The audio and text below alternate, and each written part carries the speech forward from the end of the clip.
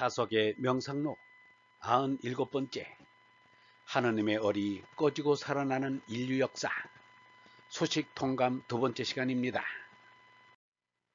단지 한 사람의 일생에만 벌어진 일이 아니라 비단 일대 국면사 40살이 못 되어서 죽은 예수에게만 그러한 어려움이 있었는가 하면 그렇지 않습니다. 74살에 죽은 공자도 예수에게 못지않은 어려움이 있었습니다. 공자는 잘못된 정치로 수많은 백성들이 살기가 어려운 것을 보고 차마 모른 척할 수 없어 정치를 잘 해보고자 하였습니다. 석가처럼 왕제로 태어났으면 쉽게 정치를 할 수 있었을 터인데 공자는 그렇지 못하였습니다. 한복원에 서출에 지나지 않았습니다. 약관의 나이에 소년가장이 되어 온갖 굳은 일을 하면서 집안을 꾸려가지 않으면 안 되었습니다. 공자는 타고난 총명으로 스스로 혼자서 배워 논나라의 벼슬을 하게 되었습니다. 뛰어난 능력이 인정되어 대부에 오르기도 했습니다. 그러나 논나라 유정자들이 이웃나라의 미인계에 빠져 정사는 돌보지 않고 미녀들과 즐기는 것을 보고는 참을 수 없어 논나라를 떠났습니다. 다른 나라에서라도 일할 기회를 얻고자 14년 동안 제후들을 찾아다녔으나 뜻을 이루지 못했습니다. 공자는 탄식하지 않을 수 없었습니다. 나를 몰라주는구나. 나는 하느님을 원망치 않고 사람 탓을 아니하며 아래 세상 일을 배워 위로 하느님에게까지 이르렀다. 나를 알아주는 이는 저 하느님이시다. 공자는 하느님으로부터 얼세명을 받아 손난 사람이라 몸의 자식보다 제자들을 더 사랑하였습니다. 여러 제자 가운데서도 아내에게 기대를 하였습니다. 공자는 제자들에게 엄격하였습니다. 그러나 아내만은 칭찬을 아끼지 않았습니다. 그런데 그 아내가 나이 40에 요절하였습니다. 공자는 하느님이 나를 죽였다고 하면서 통곡하였습니다. 논나라의 공 16년 봄에 73살의 공자는 몸에 이상이 온 것을 느껴 죽을 날이 멀지 않은 것을 알았습니다.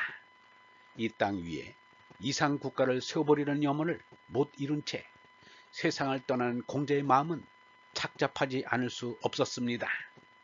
그래도 여러 제자들을 가르친 것이 공자의 삶을 헛되게 하지는 않았습니다. 공자는 뜰을 거닐면서 혼자 소리로 고별의 말을 하였습니다. 태산은 무너지고 기둥은 쓰러지려 하고 저리는 세상을 떠나려 한다. 석가는 한숨과 눈물과 통곡을 삼킨 사람입니다. 부모와 처자를 버리고 나라와 가정을 버렸습니다. 왕관과 재산을 버리고 명예와 죄나를 버렸습니다. 어떤 의미에서는 자살하기보다 더 어려운 일입니다. 석가도 몸을 뒤집어 쓴 사람인데 어찌 눈물이 없었겠는가. 오직 영원한 얼라가 아닌 것은 모두가 헛보이는 환상임을 알았기에 이길 수가 있었습니다.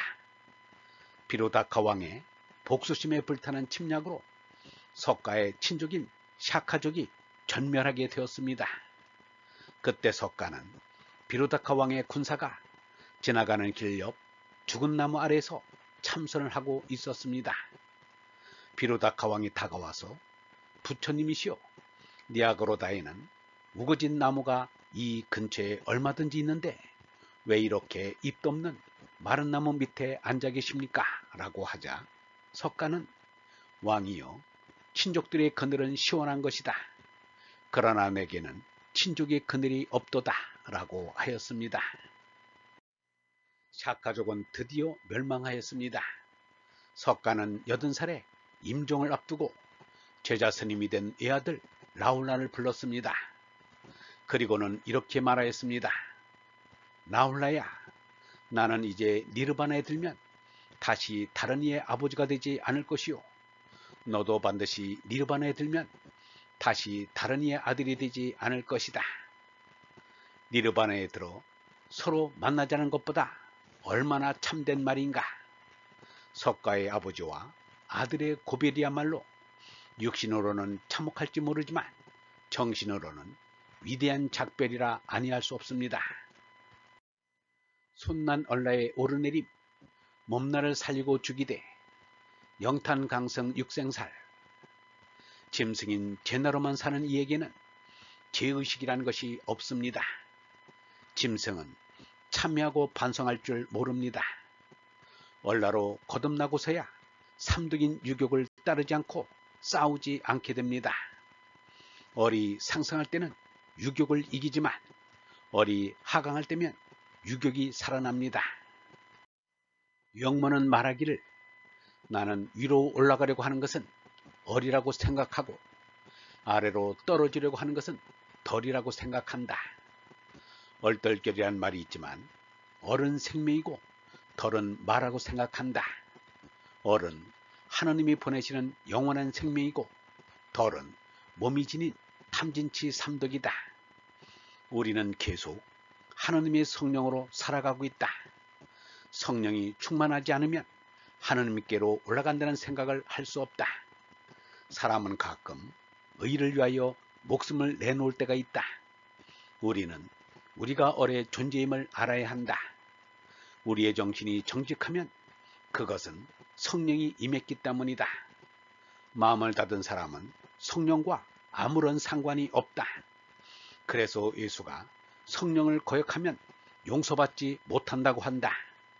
성령을 거역하는 사람은 마음을 닫고 의를 생각하지 않는 사람이다 라고 하였습니다. 몸과 마음의 어긋남은 오래 일러온 말씀. 물심못은 장례사. 뇌사는 죄문을 뜻합니다. 기도의 말씀이라 할 수 있습니다.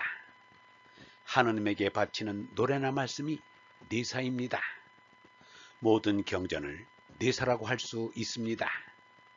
물심의 모순은 좀 정리를 해야 합니다. 여기서는 유물과 유심의 모순이 아닙니다. 물질을 좋아하는 마음과 진리를 좋아하는 마음의 모순입니다. 옛 순임금은 말하기를 사람의 마음은 오직 위태롭고 진리의 마음은 오직 희미하다 라고 하였습니다. 여기서 인심은 몸을 따르는 마음이란 뜻이고 도심은 얼을 따르는 마음이란 뜻입니다.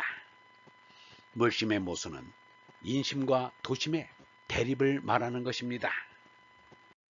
마음은 간절하나 몸의 말을 듣지 않는구나 라고 한 것은 인심과 도심으로 이해되어야 합니다.